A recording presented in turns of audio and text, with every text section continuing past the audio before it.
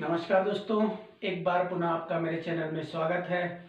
दोस्तों, जैसा आपको पता है, इस चैनल के माध्यम से हम आपको यूजीसी नेट हिंदी विषय, प्रवक्ता हिंदी विषय, सहायक अध्यापक हिंदी एलटी जिसको हम कहते हैं हिंदी विषय, और यूकेटीटी यूपीटीटी जितने भी एग्जाम होते हैं, चाहे उत्तराखंड एसआई है, सभी कॉम्पिटिटिव एग्जाम में जो भी व्याकरण हिंदी व्याकरण पूछी जाती है, हिंदी साहित्य पूछा जाता है, इस चैनल के माध्यम से हम आपको उसकी तैयारियां करवाएंगे। दोस्तों, तैयारियों के इस क्रम में हमने जहां संधि को खत्म कर दिया है, बहुत अच्छे तरीके से वर्णमाला को खत्म कर दिया, और आज हम समास के अंतिम पड़ाव पे हैं। आज हम समास का जो पार्ट पढ़ रहे हैं वो है द्वंद्व समास, और समास का ये पांचवा प्रकार, 6 प्रकार में ये पांचवा प्रकार है द्वंद्व समास। द्वंद्व यानी लड़ाई, द्वंद्व का मतलब क्या होता है? लड़ाई, विरोध, आपस में क्या हो रहा है? द्वंद्व हो रहा है। तो शब्द से ही हमें स्पष्ट हो रहा है इसमें क्या है, आज के जो सामासिक पद होंगे इनमें क्या होगा? आपस में विरोध होगा, ठीक है ना, द्वंद्व होगा, उनमें आपस में एक दूसरे के विपरीत होंगे, कहने का मतलब है विपरीत होंगे। और द्वंद्व से हम याद रखते हैं इसमें दो दो दो है, दो है इसमें, ठीक है ना। तो हम रख सकते हैं इसके दोनों पद क्या होते हैं? प्रधान होते हैं। किससे? दो से देकर, द्वंद्व दो है तो इसके दोनों पद प्रधान होते हैं, इसे हम आइडिया लगा सकते हैं। दो है इसमें, तो दो है इसमें, तो ये दोनों पद क्या है? प्रधान है। जिस समास के दोनों पद प्रधान होते हैं उसे हम क्या कहते हैं? द्वंद्व समास कहते हैं। तथा दोनों पदों के मध्य योजक चिन्ह, योजक चिन्ह क्या होता है दोस्तों? ये जो बीच का है उसे हम क्या कहते हैं? योजक चिन्ह। दोनों पदों के मध्य योजक चिन्ह होता है, योजक चिन्ह इन दोनों पदों के मध्य होता है, ठीक है दोस्तों। जिस समास के दोनों पद प्रधान होते हैं, इन दो से हम याद रखेंगे कि इनके दोनों पद क्या है? प्रधान है, ठीक है ना। जिस समास के दोनों पद प्रधान होते हैं उसे द्वंद्व समास कहते हैं। तथा दोनों पदों के मध्य योजक चिन्ह होता है। जो दोनों सामासिक पद होंगे उनके बीच क्या होगा? योजक चिन्ह होगा। ये माता पिता, भाई बहन, नदी नाले, आगे पीछे, खरा खोटा, इनके बीच क्या है? ये योजक चिन्ह है। और सबसे बड़ी बात है दोस्तों, इसमें क्या होगा? विलोम शब्द सारे किस में आते हैं? सारे विलोम शब्द आते हैं किसमें? द्वंद्व समास में, ठीक है दोस्तों। ध्यान रखना, जितने भी विलोम शब्द होते हैं वो सारे किस में आते हैं? द्वंद्व समास में आते हैं, ठीक है दोस्तों। तो जिस समास के दोनों पद प्रधान होते हैं, मध्य में योजक चिन्ह होता है, सारे विलोम शब्द जिसमें आएंगे वो कौन होगा?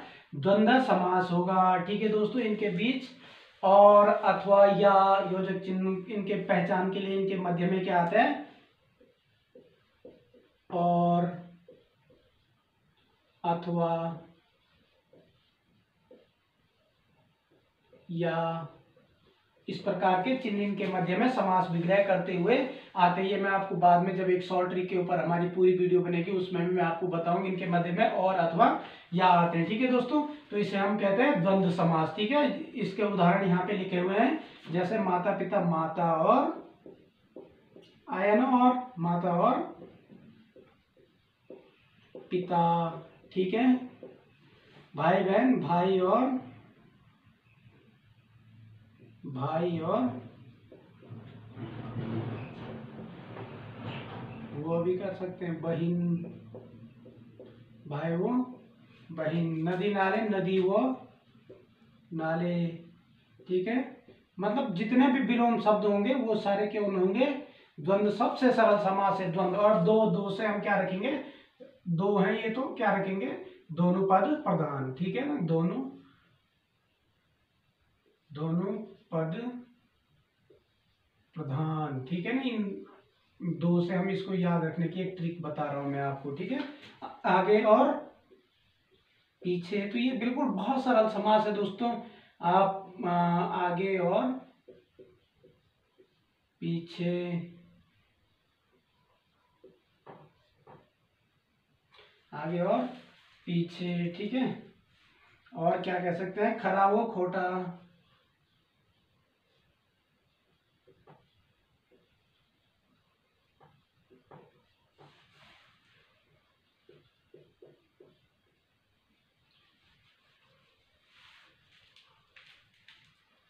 ठीक है दोस्तों। तो ये इस प्रकार से क्या हो गया? ये हमारा द्वंद्व समास आज यहाँ पे क्लियर होगा। जिस समास के दोनों पद प्रधान होते हैं, बीच में योजक चिन्ह होता है और अथवा या इसमें क्या होते हैं, बीच में आते हैं समास करने पर। सारे विलोम शब्द किस में आते हैं, द्वंद्व समास में आता है। अगला समास है हमारा बहुब्रीहि समास।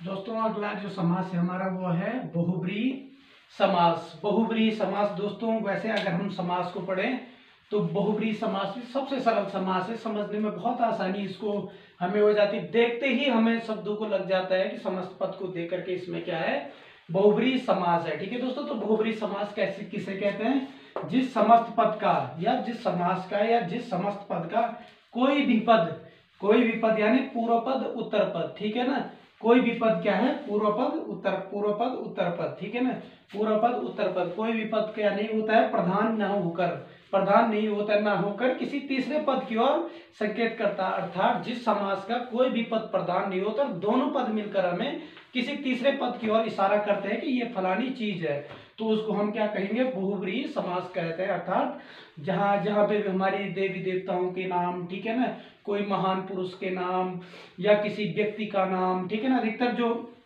क्या होते हैं संज्ञा होते हैं वो अधिकतर इसी में आ जाती है, ठीक है ना। तो उसको हम क्या कहते हैं, बहुब्रीहि समास कहते हैं। जिस समस्त पद का कोई भी पद प्रधान न हो, कभी पूछा जाता है कि किस समास का कोई भी पद प्रधान नहीं होता, तो वो होता है बहुब्रीहि समास का, और ये किसी तीसरे पद की ओर संकेत करते हैं। सबसे सरल समास समझने में, जैसे लंबोदर यानी इसका अगर हम समास विग्रह करेंगे तो लंबा है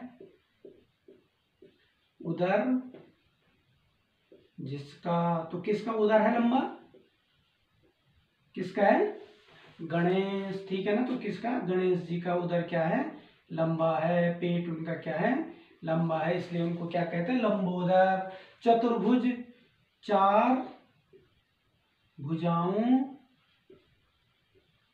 वाला, तो कौन है चार भुजाओं वाला, हमें बता रहा नहीं, या इंगित कर रहा है हमें किसी और की। चतुर्भुज यानी चार भुजाओं वाला कौन है, भगवान विष्णु, ठीक है। अगला है पंकज, तो कौन है पंकज, हमें इंगित कर रहा है ना, पंक यानी कीचड़, जौ माने उत्पन्न होने वाला, तो कीचड़ में पैदा होने वाला, ये मैं लिख नहीं रहा हूं, ज्यादा हो जाएगा। पंकज कीचड़ में पैदा होने वाला, यानी कमल, किसी विशेष की ओर इशारा कर रहा है हमें, ठीक है ना, कि पंकज यानी पंक यानी कीचड़, जौ माने उत्पन्न होने वाले, जो कीचड़ में उत्पन्न होता है वो है, किसी विशेष को बताया जा रहा, तो कौन होता है, कमल, तो ये किसी और तीसरे को। घन श्याम, काला है जो बादल, घनश्याम हम किसको, घन श्याम काला बादल, तो काले घनश्याम हम किसको संबोधित करते हैं, भगवान कृष्ण को भी संबोधित करते हैं, ठीक है ना। अगला है महावीर। अब ये महावीर दोस्तों कई बार हम इस उदाहरण को हम कर्मधारय समास में भी देखने को मिलता है कि महान है जो, वीर है जो आ रहा है ना, तो महान है जो वीर, तो क्या ये अगर वहां पे बहुब्रीहि समास है और कर्मधारय समास भी, तो हमने सीधे बहुब्रीहि समास को टिक कर देना है कि ये बहुब्रीहि समास होगा। महान है जो वीर, कौन, महान है जो वीर, तो कौन है वो वीर, किसको कहते हैं, श्री हनुमान जी, ठीक है ना। मृत्युंजय, मृत्यु को जीतने वाला, जिसने मृत्यु को जीत लिया हो, ठीक है ना, मृत्यु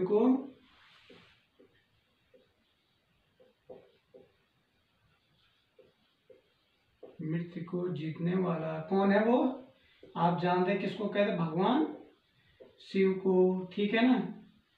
अब ये अनहोनी भी मैंने यहाँ पे लिखा, बहुत बार हम इसमें कंफ्यूज हो जाते हैं दोस्तों कि अनहोनी, तो अनहोनी भी किसी विशेष चीज को कहा जाता है। अन मतलब नहीं, जो न होने वाली घटना थी, अनहोनी न होने वाली घटना, ये बहुत बार पूछा जाता है दोस्तों, क्योंकि ये थोड़ा हमें फंसाने वाला है, क्योंकि यहाँ पे हम फंस सकते हैं। तो अनहोनी जो न होने वाली घटना, किसी विशेष घटना को संबोधित किया जा रहा है कि ये अनहोनी जो घटना नहीं होने वाली है वो हो जाए अगर, तो उसको क्या कहते हैं, अनहोनी। इसलिए अनहोनी भी किस समास में आता है, बहुब्रीहि समास में, ठीक है। तो जिस समस्त पद का कोई भी पद प्रधान होकर किसी तीसरे पद की ओर इंगित करता, तो यहाँ सारा तुमने देखोगा किसी तीसरे पद की ओर ही इंगित कर रहा था। ठीक है दोस्तों, जैसे हम बात कर रहे थे चतुर्भुज की, तो चतुर्भुज को हम कल बता रहे थे कि द्विगु समास में भी आ सकता है ये, ठीक है ना, क्योंकि इसका पहला पद संख्यावाची है, परंतु क्या है, अगर वहां पे बहुब्रीहि समास है तो हमें बहुब्रीहि समास को ही टिक करना है। ठीक है दोस्तों, तो इस प्रकार से ये आज समाज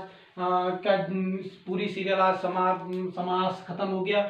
दोस्तों अगर आपको वीडियो अच्छा लगे हो तो लाइक कीजिएगा, शेयर कीजिएगा, चैनल को सब्सक्राइब कीजिएगा, और जो घंटी वाला आइकन, बेल आइकन है, उसको भी आप प्रेस कीजिएगा, ऑल वाला नोटिफिकेशन, ताकि हमारी जो भी वीडियो आए सबसे पहले वो आप तक पहुंचे और आप भी इस जो हम आपको बता रहे इसका आनंद ले सके। दोस्तों ये तो मैंने आपको पूरे डिटेल में समास पढ़ाए हैं। कल मैं एक और वीडियो बनाऊंगा जिसमें मैं सिर्फ शॉर्ट ट्रिक रखूंगा, बशर्ते मैंने कोशिश करी है कि बीच में भी आपको बता दूं, पर एक स्पेशल शॉर्ट ट्रिक के आधार पर मैं समास बताऊंगा, जहां सिर्फ आप उसको देखते ही छोटे से छोटे समय में, बिल्कुल कम समय में आप पहचान सकते हैं कि यह कौन सा समास है। तो दोस्तों अगर वीडियो अच्छा लगे हो तो लाइक कीजिए, शेयर कीजिएगा। जब तक हमारी अगली वीडियो आती है तब तक के लिए नमस्कार।